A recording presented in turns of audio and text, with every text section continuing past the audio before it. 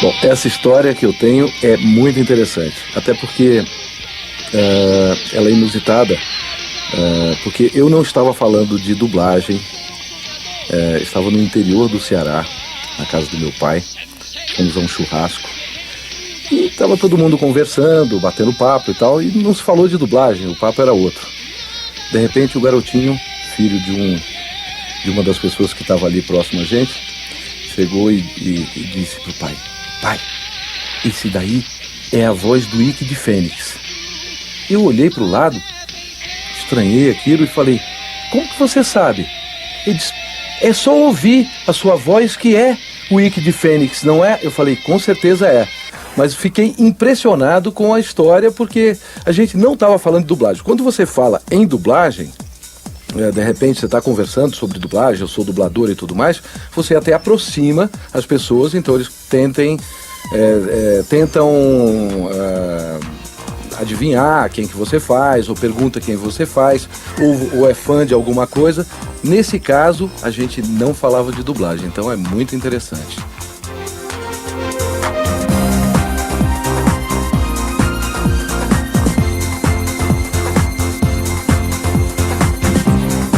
O que eu senti no começo da série foi uma coisa assim: bom, eu tenho que fazer esse trabalho como profissional, como dublador, mas eu não gostava porque eu achava ele muito violento, ele muito sem sentimento, né? Quer dizer, pelo menos ele não demonstrava isso.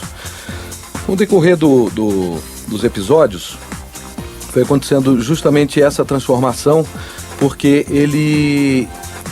o irmão dele é muito sensível, o Shun é muito sensível. Então ele foi sentindo, ele foi assimilando aquele amor que o irmão dele tinha por ele, não é? E isso foi transformando ele. Apesar de que ele teve que manter aquela postura de mal, aquela postura de cavaleiro invencível, aquele cavaleiro que não pode dar o braço a torcer e tudo mais. Então ele tem essa capa, essa máscara, mas no fundo ele é um cara bom. Tanto é que em vários momentos ele se modifica para ajudar um ou a outro, não é? Apesar de que em alguns momentos eu acredito que ele seja muito violento, o que para mim é um pouco estranho, mas dentro do conjunto, né, da proposta da obra, eu acho um personagem super interessante por ter essa vamos dizer assim, essa versatilidade, né, no sentimento dele, nas coisas que ele demonstra. Mas em vários momentos ele realmente dá o braço a torcer e consegue mostrar que ele tem um bom coração. Tá respondido?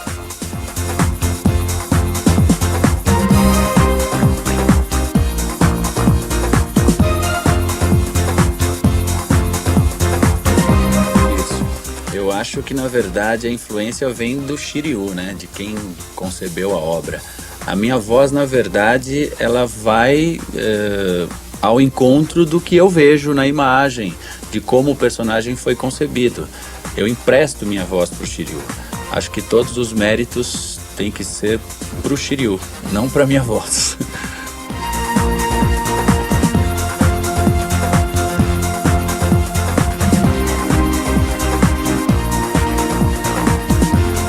Tem como não se emocionar com uma atitude dessas, né? Eu não sei se eu teria tanta coragem, né, de me cegar por amizade, mas sem dúvida nenhuma a amizade para mim é assim, é o sentimento mais forte e ao qual eu dou a maior importância. Como dizem, né, parente a gente não escolhe, mas amigo a gente escolhe. Então nada como ter um amigo de verdade, nada como preservar e cultivar a amizade. Então eu me identifiquei muito com a atitude dele, mas confesso, não sei se eu teria tanta coragem. Mas também, né, eu não sou o Shiryu.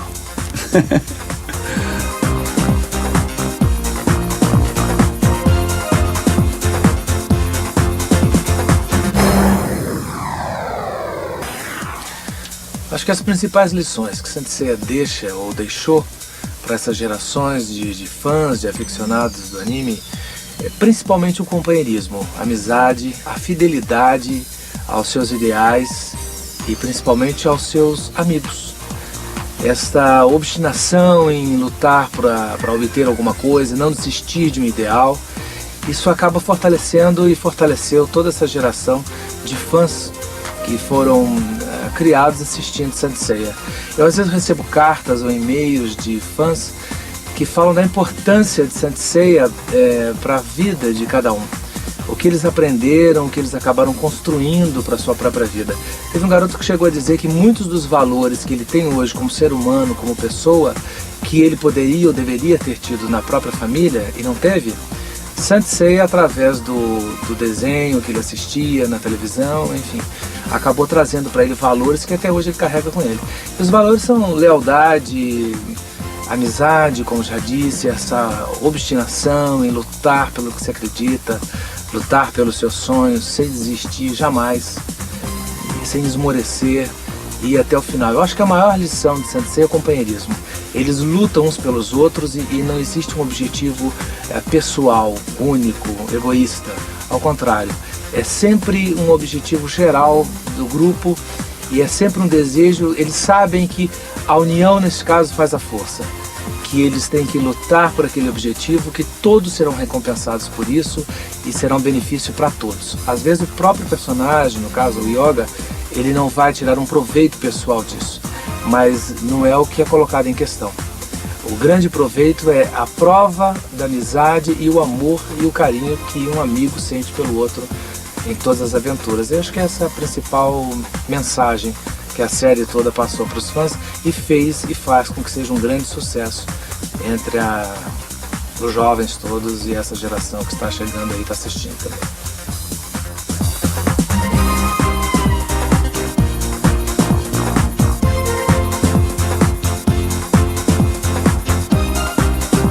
Quando eu dublei o Yoga pela primeira vez, eu fui aprendendo com ele, com a personalidade dele, como imprimir essa característica e essa característica de personalidade. O Yoga é mais tímido, é menos ostensivo, ele aparece menos, ele é muito discreto. Chego a dizer que ele é até um pouco triste. Dificilmente você vê o Yoga sorrindo ou contente. Ele tem para ele o destino de vencer e de lutar e de chegar até onde ele quer.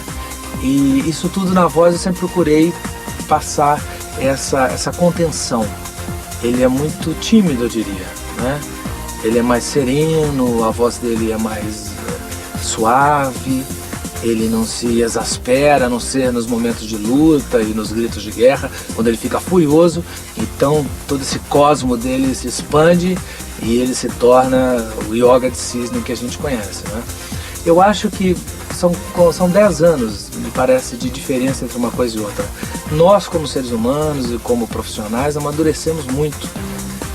Envelhecemos, né? Amadurecemos e passamos a adquirir certas técnicas e conhecimento da profissão e da arte de interpretar, da arte de dublar, que talvez não tivéssemos antes pelo pouco tempo de trabalho ou de carreira.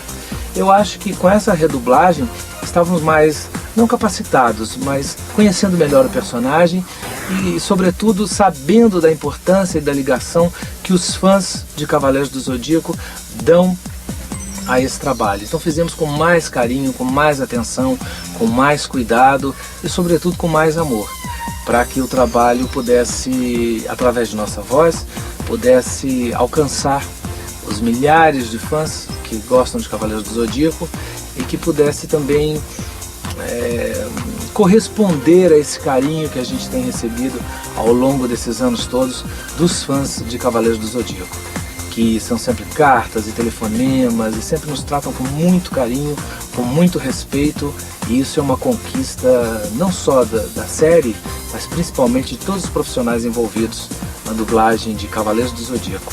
Acabou se tornando um clássico e a gente, de certa forma, é responsável por ter tornado esse desenho um clássico também no Brasil.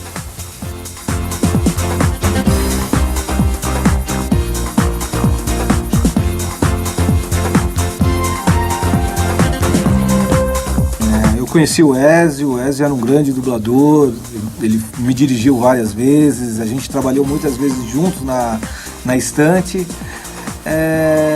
Para falar a verdade, eu tentei relembrar muito das coisas que eu fiz na primeira dublagem. Então eu não dublei junto com ele na época, mas eu lembro da emoção que eu tinha colocado. Então você busca aquela mesma emoção e tenta melhorar. Então eu acho que o trabalho agora ficou melhor nessa nova dublagem, porque a gente conhecia melhor um pouco a história.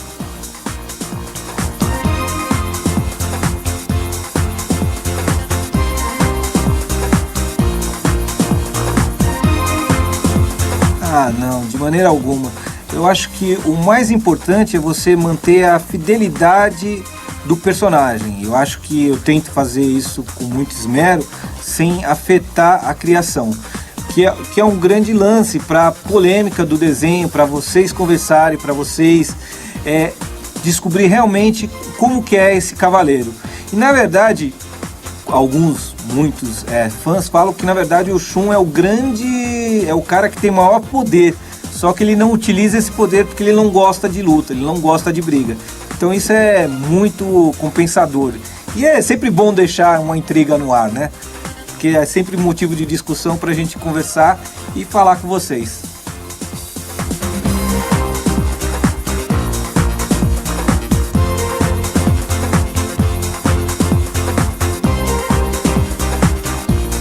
Olha, eu fico muito satisfeito porque Cavaleiros realmente é uma das coisas que eu mais gosto de dublar.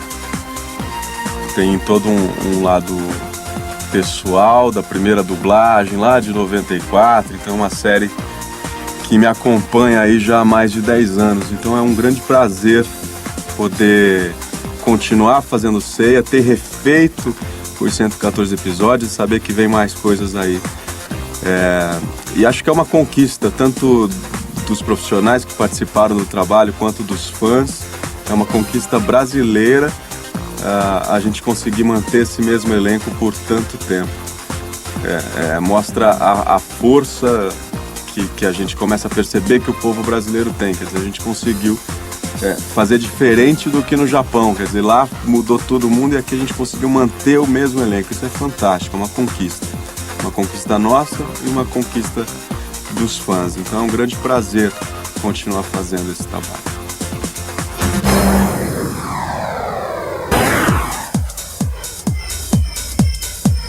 Tem um pouco disso, tem um pouco de tudo, na verdade. São 10 anos de experiência. Nesses 10 anos, quer dizer, além de... Quando eu vim dublar novamente os 114 episódios e a saga de Hades, além de eu já conhecer a série, de eu já ter feito isso, eu tenho 10 anos de experiência a mais. Eu tenho uma temporada de dublagem no Rio de Janeiro, onde eu dublei Herbert Richards, VTI, Delarte, enfim, os melhores estúdios, contracenando com os grandes dubladores do país. Conheci muita gente bacana, então ali já foi um upgrade na minha carreira, no meu trabalho de ator em dublagem muito grande. Na sequência eu chego em São Paulo novamente, faço Escola de Arte Dramática da USP, foram mais 4 anos estudando teatro, estudando atuação. Então tudo isso influencia diretamente no resultado do meu trabalho hoje. Não só no Seiya, mas em tudo que eu continuo fazendo hoje. Eu acho que meu trabalho está mais maduro, está mais simples, que eu acho que a simplicidade que ela cita aí nessa pergunta é um fator primordial para a gente alcançar a qualidade. Então acho que tem um pouco disso tudo, mais experiência, mais maturidade, mais conhecimento. Eu acho que isso tudo traz o resultado que a gente chegou aí.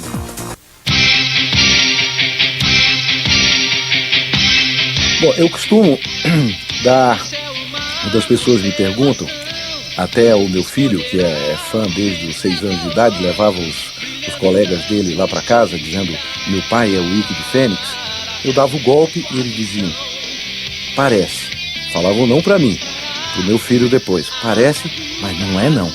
Então eu sempre dou o golpe do Ave Fênix, mas eu vou dar 2 golpes aqui, porque vai ser bem mais interessante. Então vamos lá.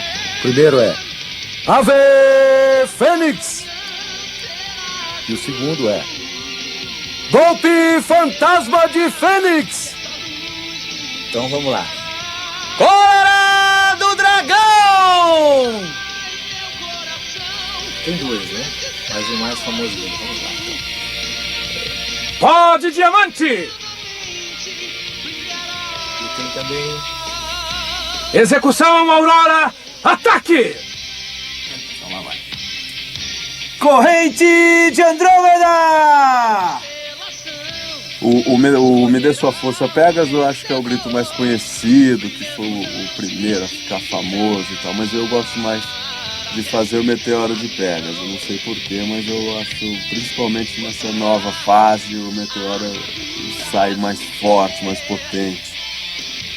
Mas o Me Dê Sua Força Pegasus tem esse lado especial de ter sido o primeiro grito conhecido, que é Me Dê Sua Força Pegasus!